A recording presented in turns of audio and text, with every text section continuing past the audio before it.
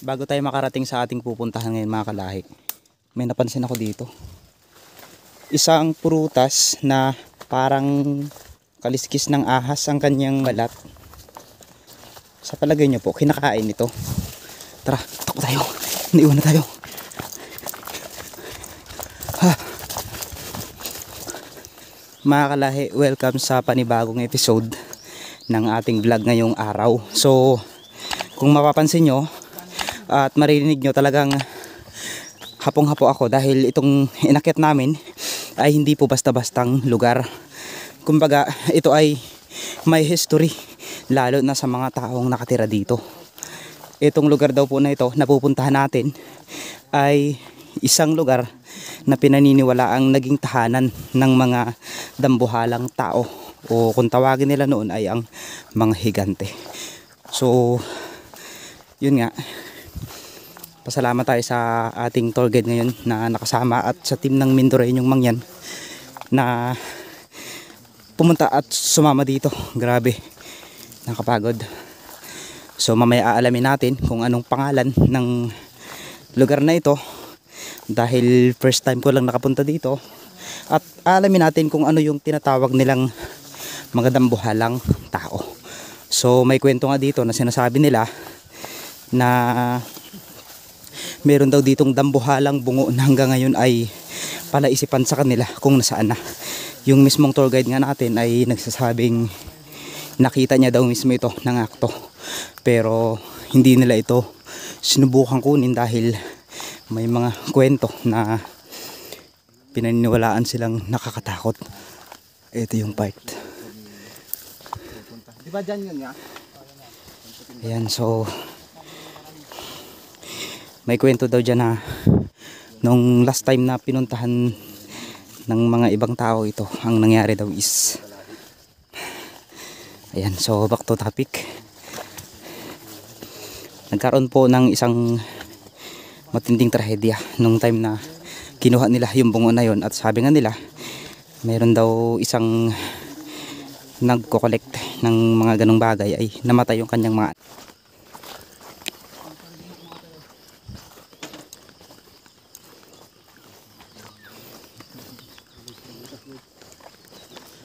Kitang kita kagad yung butas mga kalahi, oh. Ayun, oh, yung part na yun nakita kagad.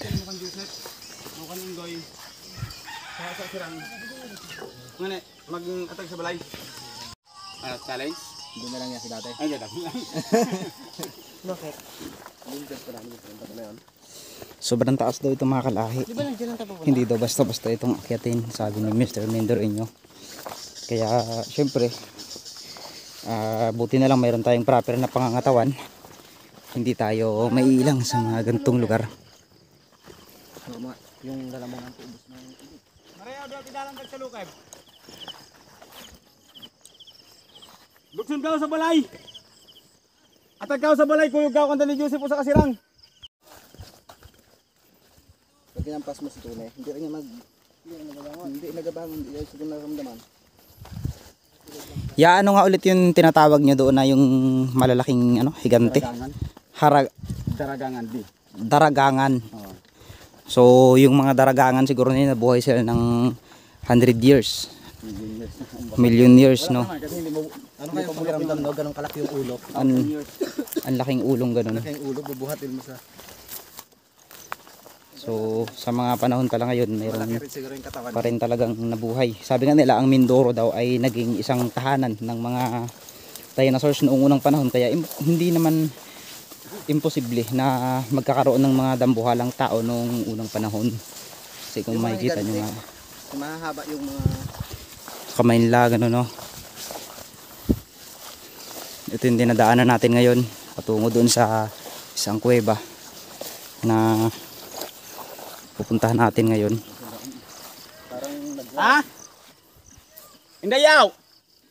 Nagsukal na yan, no?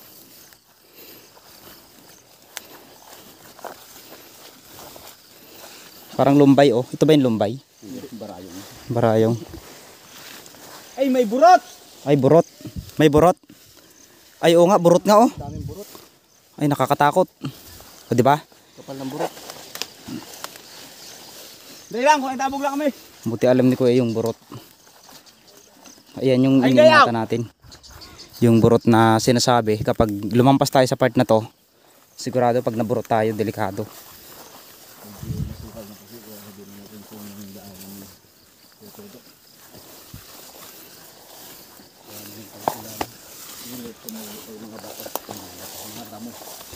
Burot. Ay.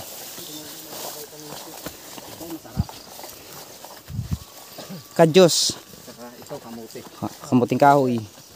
Sarap dapaan lang. Talbos yan.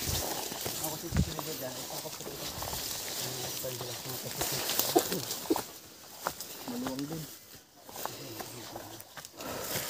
Ibahay kami nang! Ibahay kami! Mantanda dalan! Samahan daw tayo. Yun ang pagkaintindi ko. Ano na yung daan kasi. Ingat ka dyan. Baka may burot, idol ha. Ayan o. Sukal. Nawala na yung daan. Hindi alam natin saan, diba? Ito, panlang. Sarap guys eh. Panlang. Mahal ka sa Manila. Sesame seed. Ayan, sesame seed. Ano pa, Blang? Ha? Hintayin daw. Sige, hintayin natin. Itong ganito po, sabi ni Kuya, ito yung patunay na hindi pa napupuntahan. Sobrang sukal daw. Pero pag tag-araw, nako, malinis po daw. Sarap magtayo dito ng bahay. Ano yun? Baka may burot ha? Manibor siya? Ito yung binabaybay natin ngayon mga kalahi. Tingnan nyo. Grabe. Ito yung indikasyon na talagang walang pupunta na tao. Kaya siguro na-preserve yung mga gantong klaseng mga paniniwala at kwento at mga experience ng mga tao dito dahil ang lugar nga nito ay privado at kung makita nyo naman hindi basta-basta napupuntahan, no? Ito yung halaman na nakikita ko sa Manila. Kinakain ng ano nyan? Bunga. Ito nga daw, nakakain daw. Kaya matamis. Nakakain ko yung bunga na yung ibon pa rin tao. Mga bata pa kami, lalagay elementary. Elementary nga kami. Kinakain. Ayan o, ito o. Ha? Ayan o. Andito na tayo. Ay, gusto nila sa tayo kasi makuri ko na. Grabe. Hala. Kung kumanas, kung kami malakaw ko na ko para challenging. Ako guys, ito na yung babawaan na camera baka malaglag natin bangin sila ang gaano lang. Anting-anting. Magsusot si Kuya ng anting-anting niya para hindi siya mapaano. Anting-anting ni Bong Revilla. Yung ingat yung ha. Ay, grabe bangin to. Bangin nga yan. Oh my God. Tapos siya pagbalik natin, dito rin tayo akyat. Yung camera nyo baka My God, yung Tarasain. baka malaglag. Hindi natin mapupulot yan.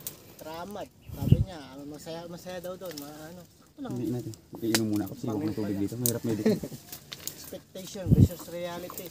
lalo siguro yan ng tag-araw, kitang-kita mo yung babagsakan mo. Ay, ibig ko sabihin yung posibleng babagsakan mo. Kung hindi naman importante yung bagwan na, wala namang makikialam.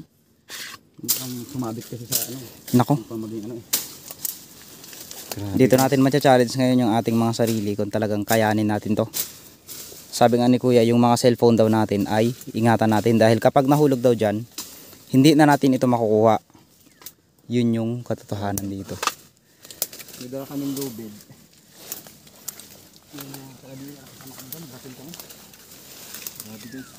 Bangin talaga siya. Ibig sabihin, nung pumunta kayo dito, Idol Mindoro nyo dati, kitang-kita talaga yung buong kaanuhan. Oo, kasi matuyo eh. Huwag magtitiwala doon sa ano ha, sa mga damong hahawakan. Baka mabunot eh, walang lupa yan, bato yan eh. Oh my God. Guys, narinig nyo guys. Huwag kayong magtitiwala basta-basta sa mga batong, mga damong. Hala, itong tinatapakan natin, bangin na ito, Idol eh. So yan, panoorin nyo na lang kay Mindoro yung mangyan, yung full video ng pagpunta namin dito. So pansamantala ko munang itatago ang ating camera 370 dahil kung alam nyo nakakatakot. Finally, narating na natin itong bunganga ng kuweba. So napakatindi ng pinagdaanan namin. Bangin po ito. Gagawing negosyo kasi babawal talaga ng batas yan. Grabe oh. Gagawin natin kalakal yung mga ganyang klaseng ano, di ba? Grabe oh, parang tunnel. Para siyang mayroong lusutan sa kabila. Lagusan ba? Pero kung gagamitin natin siyang panggamot lang, kukuha tayo ng mga isa, dalawa, wala akong problema yan. Kahit kami hindi namin pinagbabawal dito yan. Di baling mahulog ka sa maling tao, wag lang dyan. Nahulog na nga siya sa maling tao. Nahulog ka na ba? Wala nga siya eh. Grabe, ang daming mga layang-layang. Mga ibong malaya.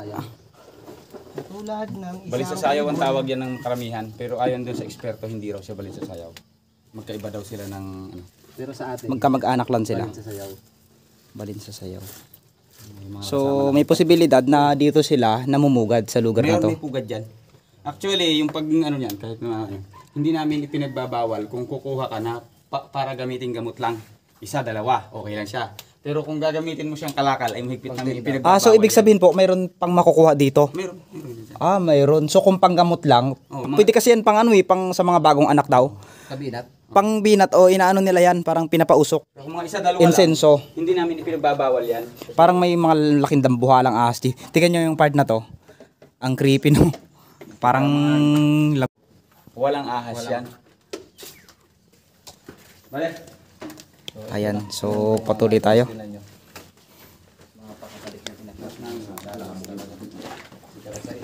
Ay, wala. Ang hina nga ng pugad na ito. Tingnan mo, anong palihim mo. Ito ang pinanungkit nila, sabi lang napapasok tayo dito ba din ng ano eh. May nangunga ng palihim. Oo, may panungkit oh. Mayroon ditong pugad mga kalahi. Yan, Actually, yan may mga ibon. Ayan.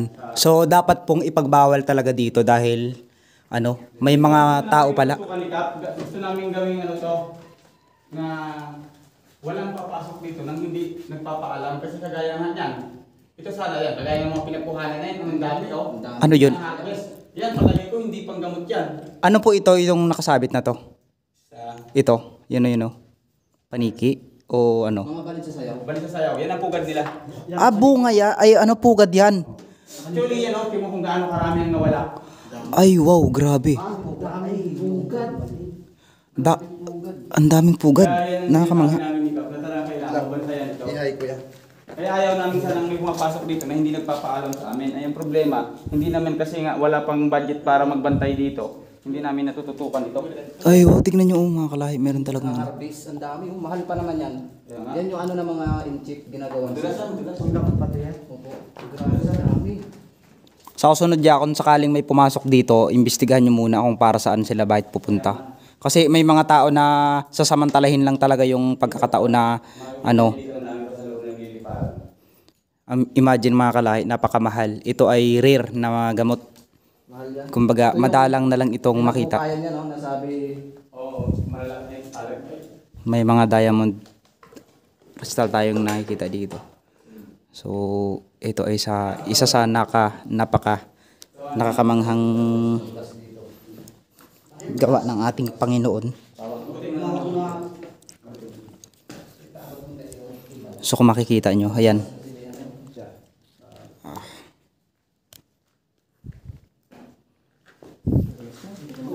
Madulas.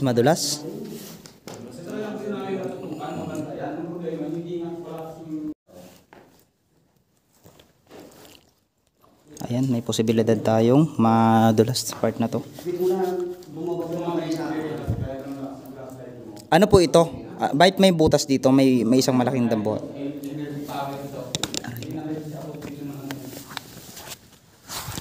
Oops, nadulas.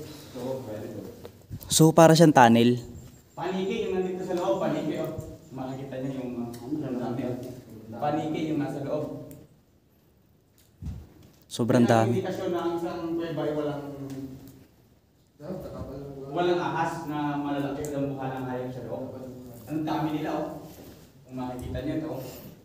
Hala, anong tawag dito mga kalahi? Tignan niyo po. Anong tawag dito? Anong tawag po dito sa inyo na to? Yung Scorpio, siya? Spider, ano bito? Para siyang gagamba, pero scorpion siya. Lahi daw to ng mga scorpion. Ayan, nakakapangilabot yung itsura niya. Pero ito po ay under ng DNR, hindi po natin pwedeng gawin o galawin. lahat kasi nang humihinga dito sa loob, lahat ng nabubuhay dito sa loob, hindi pwedeng pagkalman yan eh. Kaya nga po, kahit yung mga stalagmite at stalactite, Hindi yan pwede. ayan, hindi pwede. Hindi pwedeng hipuin yan. Yun ang kabiling-bili na sa akin ng DNR. Tapos yung caretaker nila dito. Kaya nga lang hindi ko natututukan gawa na siyempre hanap buhay din natin huwag natin. Tignan nyo. Hala, nakakamangha. Ibig sabihin niya yung Can you imagine? Ayun oh, mayroon ditong mga pugad. Ayan, pugad po yan. Bades, nang paglalakaw kay Biti sila ni Sandicos kaya kung kaway may jeep sila. Ay, ito nga, bali ako ay original mo din nga ni Ang alam ko sa Rumbia ay Rumbia, dito sila duman. Parang dito sila, may ginawa silang ano talaga dyan eh. Daanan. Oo. Hindi sila sa bangin. Uli na lang ako na, kuwanit, na tao. Ibig sabihin po, nito lang din kayong na-discover nyo po ito. Huli na lang po. Kasi actually, hindi talaga ako taga rito.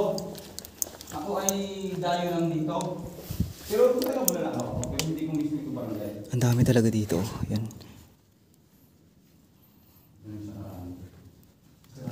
Shoutout kay Miss Jeneline Manuel. Ano po ito? Ayan, ang dami dito. So, patuloy tayo. May isa pa akong ituturo sa inyo. Itong area na ito, hindi ko lang alam kung may flash ang camera niyo doon sa mismong sa loob. Itong area na ito, maluwag dito sa loob. Ito ay napapasok ito ng mga taong sanay na dito, saka yung kakasya lang. Maluwag yan. parang sinadya ko yan. Subukan mo kung sino yung Hala, so ngayon makikita natin yung ayan o. Pugad ng balin sa sayaw. Maluwag Ang dami dito, yun o, mga kalahi. Pasok dyan sa loob niyan. Kaya lang, yung mga taong kakasya lang talaga. Hindi tayo kakasya dito. Namamangha ako dito. Ayun o, namamangha ako. Parang arak Marami yun. na napasok dyan. Marami na nagpatuloy na maluwag ang loob niyan.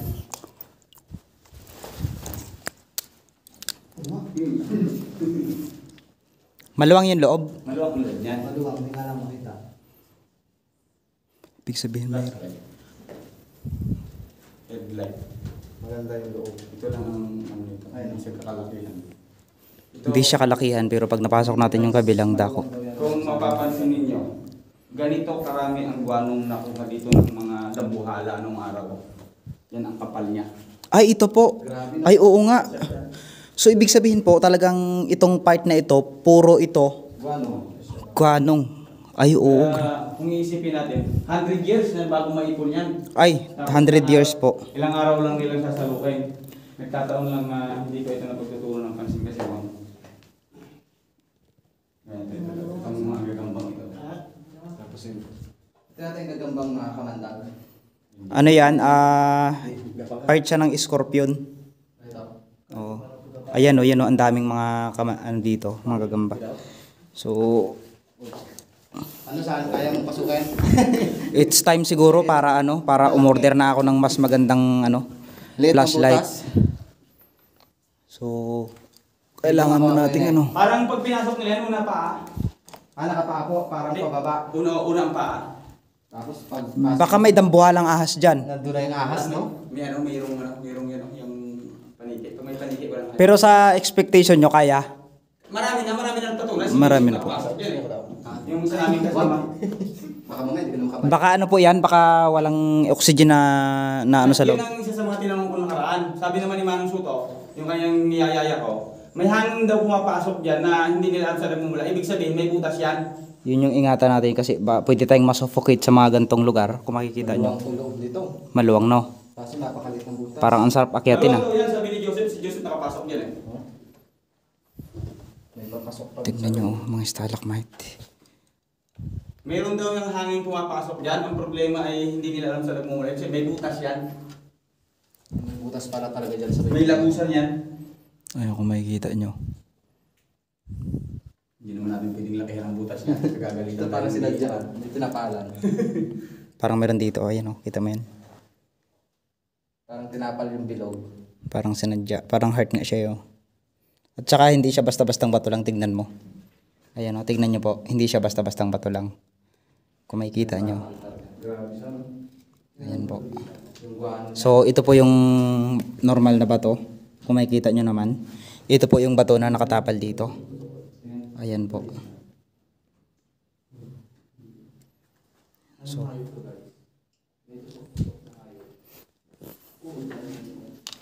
Insekto or hayop talaga siya? May tinik. Yung maliit na ano, parang sinulit. Parang uod naman. Ah. Parang magaling. kung makikita nyo ito mga kalahi, itong part na to, ito daw yung mga guanong o yung mga pataba na kinuha ng mga pumunta dito para ito ay i-treasure. Ayan. So, hindi naman porque treasure is nakabase tayo sa mga ginto. Ito. May mga butas bawat.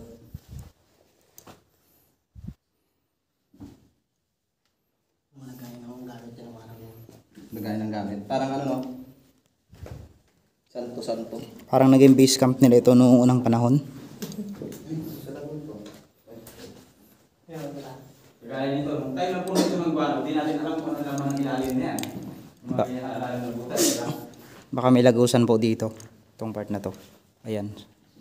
So, ipinapangako ko po mga kalahi sa susunod na pag-explore natin sa mga ganito ay magdadala ako ng mas maganda at mas malaking ano.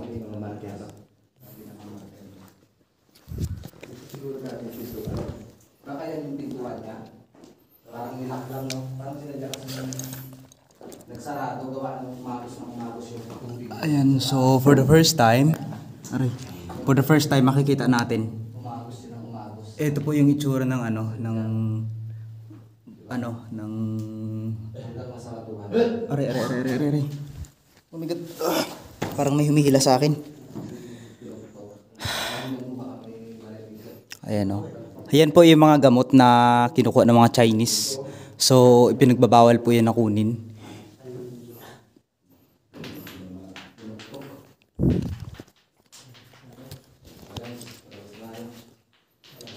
Yan, so muli, bago natin tapos nitong vlog na ito, pasensya na po kayo dahil napakadilim. Sa susunod na pag-explore natin ay magkakaroon tayo ng flashlight na mas malakas, no? So, maraming salamat po sa ating nakasama ngayon, dalawang tour guide. Yan sila po, then yung team ng Mindoreño. So, patuloy tayo. Buti na lang ano tayo? Crooks. Pwesto ng ibon na yan, pag nangingitlog. Ayan po. Lang nakalabas. Wait lang, nakalabas. So, may butas dito, ang laki. Grabe no, kung guano lang yung kanilang purpose. Ibig sabihin, may lagusan pa ito sa ilalim. Itong part na to. Yan o. Napakalalim. Hindi natin alam kung anong mga nakalagay nung araw dyan. Siyempre natatabunan ng guano yan, di ba? Yung kaya nila. Mga gold bar no? Nandiyan yung mga gold bar. Ayun o. Ang babait ng balin sa sayaw dito. Ayun, ang balin sa sayaw ng mga layang-layang. Mag-asawa, maputit pa sila, merong asawa. Ayun o, may kita Sana lang. all. Ayun o, Sana dalawa. all may bana. Sana all may bana. Ibig sabihin, hindi ko lang yung treasure to yan. Sana all may iniibig, may iniirog, may bana. Kasi kulang mga ano yung bagong mobile. Yung pinagtabunan mo. Ito na yung mga mukay na ito. Ito na yun. Mga taong ano yun yan, no? 1990s. Oh, 90s. Tagal na. Tignan nyo mga kalahi. Ito yung mga pinangunguhan nila noon. Hindi ito noon nakikita yung mga butas na yan. Hindi natin alam kung anong laman yan. Mga malalalim na yan. Ibig sabihin talagang sinuyod nila. Talagang pinulbos nila ng kuha. Butas. Sinadya nilang hukay ng payo. Yung kumitin sa labas. Ay, ano yun? Ay, oo nga. Nagulat din ako.